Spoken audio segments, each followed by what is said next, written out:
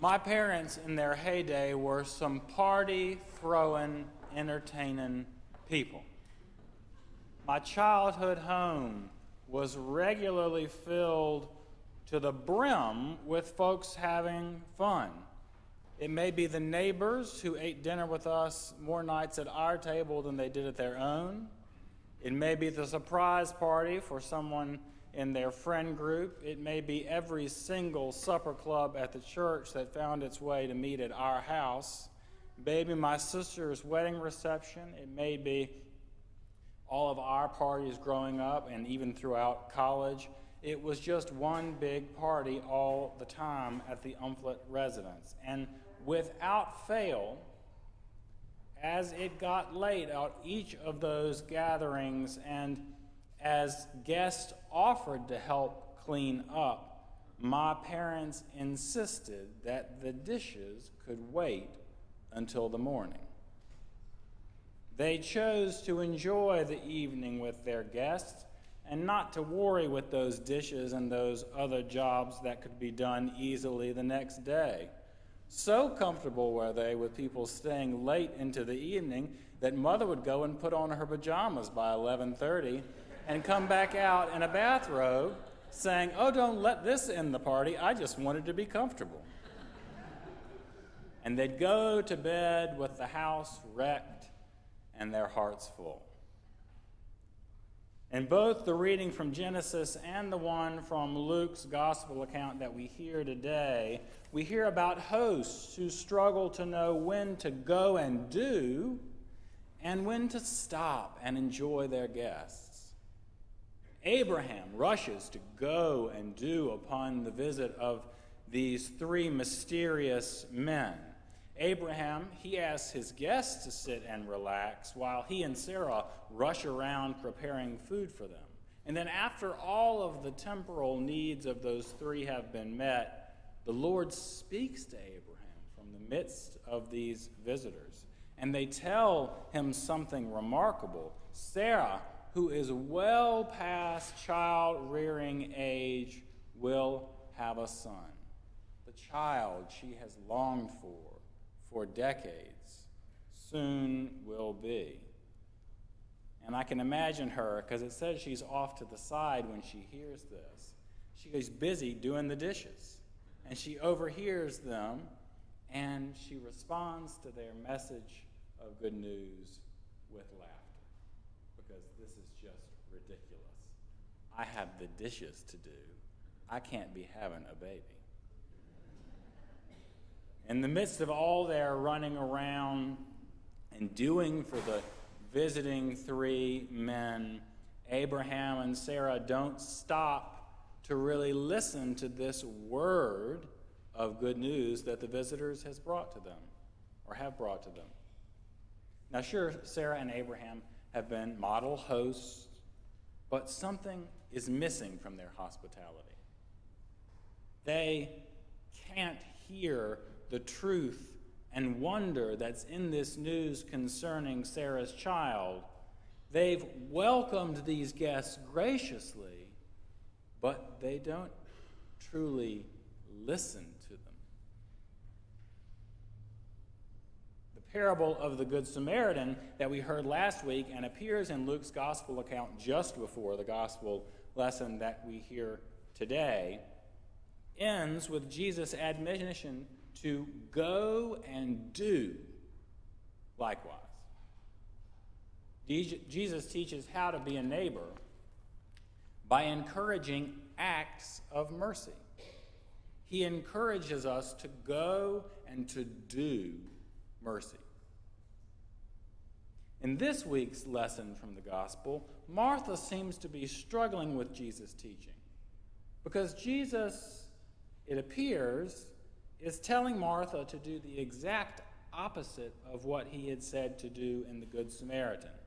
One, he is encouraging action, and the other, inaction. Martha is busy fulfilling what society tells her is her role as the host.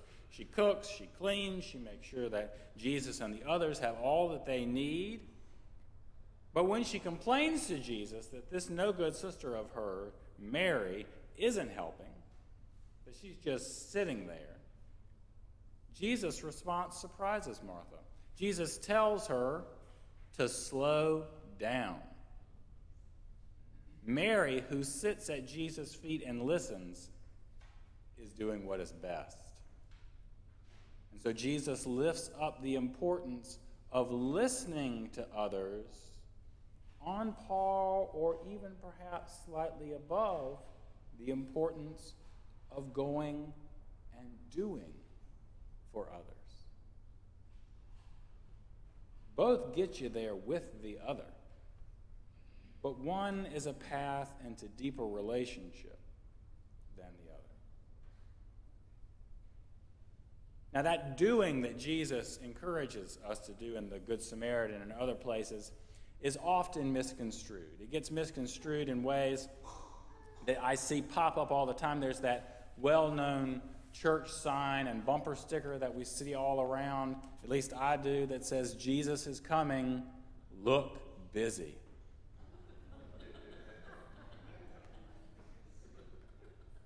Tim Kreider, a journalist, writes that if you live in America in the 21st century, you've probably had to listen to a lot of people tell you how busy they are. Notice, it isn't generally people pulling back-to-back shifts in the ICU or commuting by bus to 3 minimum wage jobs who tell you how busy they are. What those people are is not busy, but tired, exhausted, dead on their feet. It's almost always people whose lamented busyness is purely self-imposed. Work and obligations that they've taken on voluntarily, classes and activities that they've encouraged their kids to participate in.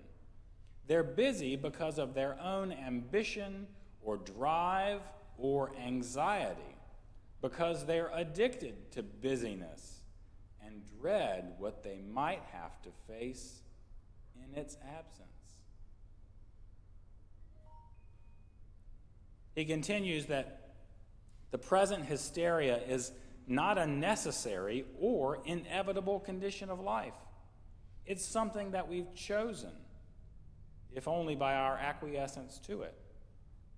Busyness serves as a kind of existential reassurance, a hedge against emptiness. Obviously, your life cannot possibly be silly or trivial or meaningless if you are so busy, completely booked, in demand every hour of the day. More and more people in this country no longer make or do anything tangible.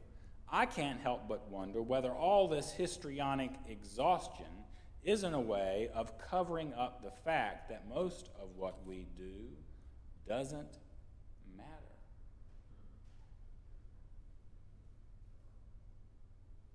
He writes that idleness is not just a vacation, an indulgence, or a vice.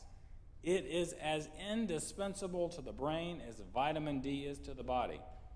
Now, all you teenagers out there, including mine, when I talk about idleness, I do not mean video games.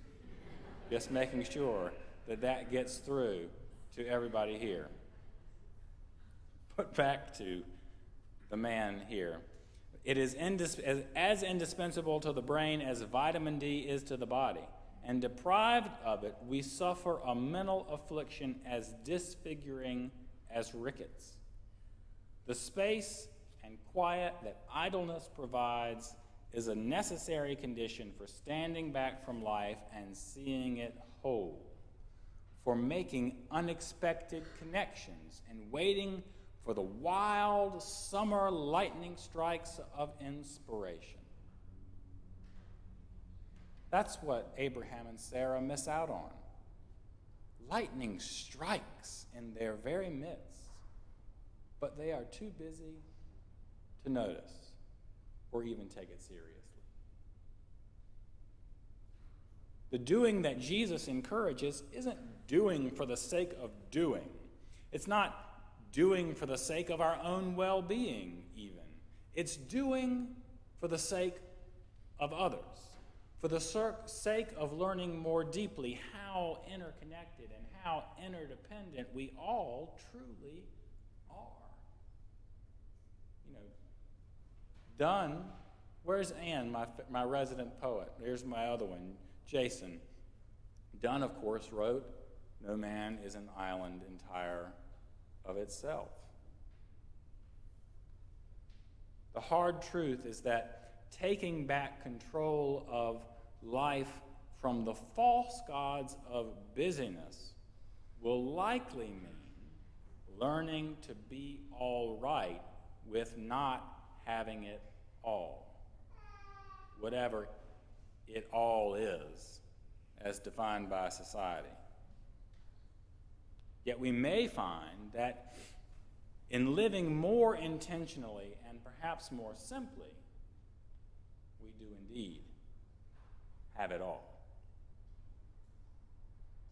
And so take time to let unexpected good news settle down deep in your soul. Carve out space to listen for that Christ within us, as we hear in the epistle today.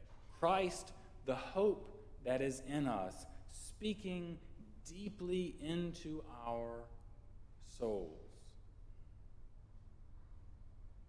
Go to bed with a sink full of dirty dishes and have an extra piece of cake or cup of coffee with the folks that you've had over for the evening. Relationships, love, learning, caring, rest, play, these are indeed the better parts, and their rewards cannot be taken away. Choose wisely.